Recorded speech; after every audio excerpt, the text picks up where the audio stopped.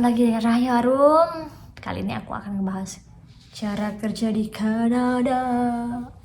Dari vlog selanjutnya aku bilang udah janji mau ngebahas ini khusus kan. Yang pertama adalah cari pekerjaannya, dapetin pekerjaannya. Kalian bisa lewat agensi. Di Indonesia ada agensi penyalur tenaga kerja atau yang kalian apply sendiri. Kalau aku waktu itu apply sendiri, nggak pakai agensi. Tapi di sini ada beberapa orang Indonesia yang dulu pakai agensi. Dan mereka harus bayar certain amount of money untuk pelatihan sampai dapat pekerjaan. Ada yang langsung dikirim, ada yang nunggu bertahun-tahun. Jadi itu aku nggak terlalu ngerti, tapi nanti mungkin aku akan collab ajak orang yang dulu pernah pakai agensi gitu.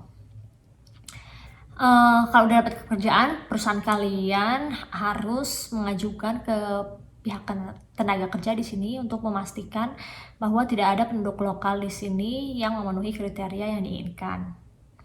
Nah, mereka harus menunjukkan bukti sudah membuka lowongan atau ya seleksi, nggak ada yang cocok selama 3 bulan. Jadi itu ada bukti-buktinya. Jadi pihak tenaga kerja ini pengen ngeliat mana bukti-buktinya. Kalau benar-benar nggak ada, baru mereka di ACC, oke, boleh impor orang di luar negeri. Orang diimpor. Itu prosesnya sekitar 3-4 bulan. Terus kalian harus mulai work permit. Work permit itu izin kerja. Setelah dapat ACC dari pihak tenaga kerjaannya, bahwa tidak ada, kalian harus apply kayak misalnya ke pihak imigrasi. Kalau ini work permit itu imigrasi, ya visa ya work permit ke imigrasi. Jadi dengan surat itu dengan beberapa aplikasi form kalian apply di imigrasi Kanada. Atau kalau kalian pengen tahu, ini websitenya cic.ca gitu. Di situ ada keterangannya gimana caranya apply work permit. Setelah work permit keluar, itu sekitar work permit itu 6 bulanan. Setelah keluar 6 bulan, kalian harus bikin visa. Baru kalian bikin visa, ada surat. Nah, visa itu kalian pertama itu biometrik itu biasanya waktu itu aku di VFS di Kuningan, di Kuningan. Terus setelah itu ada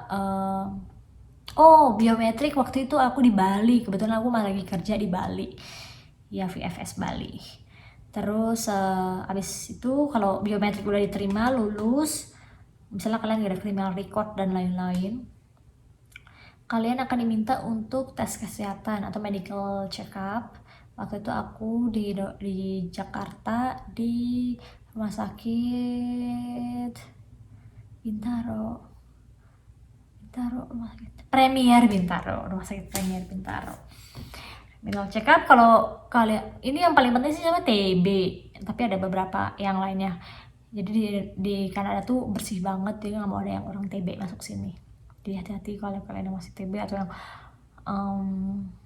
sebenarnya penyakit jantung pun nggak apa-apa sebenarnya. Pokoknya kalau kalian lulus medical check up, langsung deh kalian diminta untuk setor paspor kalian ke VFS. Waktu aku di Kuningan, aku setor di VFS Kuningan, setor paspor sekitar seminggu udah dapet deh. 2 minggu dapat langsung visanya. Oh ya, dari work permit kan 6 bulan. Terus dari dipanggil biometrik itu 2 minggu setelah aplikasi. Lalu 2 minggu setelah biometrik lulus, setelah ujian kan udah kelihatan lulus atau enggak, biometriknya pas, medicalnya check up itu 2 minggu juga. Jadi totalnya ya sebulan lebih lah, hampir 2 bulan dari work permit, pengajuan work permitnya. Itu cepat. Yang lama memang proses-proses di Kanadanya, kayak misalnya ketenaga kerjaan atau mencari pekerjaannya, atau untuk beberapa profesi harus penyetaran ijazah atau ujian-ujian, itu yang bikin lama. Kalau aku kebetulan hampir dari mulai apply sampai datang ke sini itu setahun lebih gitu. Biaya yang dikeluarkan ketika aku mau ke sini adalah biaya ongkos ke VFS, ongkos ke rumah sakit medical check up. Ongkos medical check up kita sendiri yang keluarin. biometrik itu dengan lain-lain, pokoknya udah semua ya 1 juta. Enggak, medikasi kamu itu kan lebih kurang lebih 2-3 juta sih, karena nggak terlalu mahal. Kalau misalnya ya pakai agensi mungkin puluhan kali ya, aku nggak ngerti karena mereka kan juga bantuin cari pekerjaannya. Kalau aku dulu ngurus itu, yang lain-lain semua udah di cover dari perusahaan gitu. Di sini kebetulan kalau aku lihat selama setahun ini banyak yang cari itu perawat, caregiver gitu banyak. Terus di farm, peternakan atau pertanian di sini banyak yang cari, perhotelan. Terus what else? Kayak teknik-teknik itu jarang, tapi kalau kalian nemu yang langsung perusahaan sih kalian nggak masalah ya. Tapi kalau yang demand ya banyak sih itu, kalau aku bilang pertanian, perhotelan, sama kayak caregiver gitu, itu banyak dicari di sini karena orang-orang Kanada tuh males yang kerja di situ, mereka mau yang kerja kantoran. Dan jangan takut di sini itu, oh iya, tukang las, tukang listrik itu dicari juga di sini, dan gajinya gede banget, gajinya gede dibandingkan sama yang kantoran atau kerja di bank itu lebih gede loh, seriusan. Jadi di sini tuh kerja yang fisik itu lebih dihargain dibandingkan yang kayak cuman admin. Beda kalau teknik, insinyur, arsitek itu tetap pasti itu memang gajinya besar. Maksud aku kalau di Indonesia itu kan kayak kuli bangunan gitu kan gajinya rendah, atau tukang las. Di sini justru besar karena physically demanding gitu kan. Jadi gak usah takut orang, atau kalian yang misalnya nggak punya skill itu, kalian ya ikut aja pelatihan, kayaknya ada tuh kayak BLK gitu yang tukang las gitu itu ikut aja pelatihan. Yang penting sih bahasa, oh ya bahasa Inggris itu wajib banget kalian bisa. Kayaknya kalau untuk yang level-level segitu IELTS-nya nggak terlalu tinggi yang diminta, kecuali yang profesional memang mereka minta IELTS yang tinggi karena kan harus berkomunikasi banyak. Terus pengalaman, jadi mereka nggak juga yang asal ngambil fresh graduate. Kalau fresh graduate kayaknya mereka ya, dari tenaga kerjaan aja udah nggak memenuhi, karena fresh graduate nggak ada pengalaman, orang lokal sini juga banyak kali.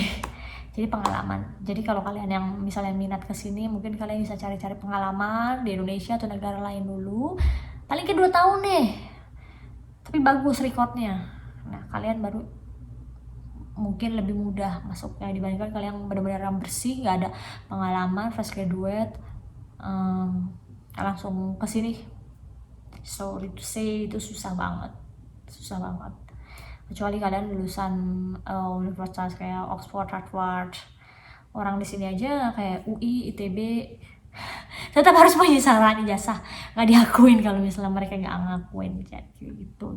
Dan itu prosesnya lama, waktu aku harus penyetaraan ijazah itu hampir setahun, 6 bulanan gitu, lama. Terus ada exam yang harus aku ambil. Kalau sekarang aku bisa kerja tanpa exam itu, ada beberapa spesialisasi yang harus, atau praktikal yang harus aku ambil ujian gitu. Karena corona jadi ditunda gitu. Jadi nanti mungkin aku akan ambil ujian lagi atau sekolah lagi atau enggak ya, kita nggak tahu. Oke, gitu aja proses kerja di Kanada buat kalian yang penasaran tentang pekerjaan di Kanada atau info-info lowongan. Sebenarnya aku ada beberapa info yang nyari gitu, kayak misalnya di farm, pemotongan hewan, atau yang caregiver itu ada. Kalian bisa tulis di komen atau DM, oke. Atau kalian ada pertanyaan atau mau vlog lain. Oke, terima kasih semuanya. Jangan lupa like, komen, dan subscribe. Bye.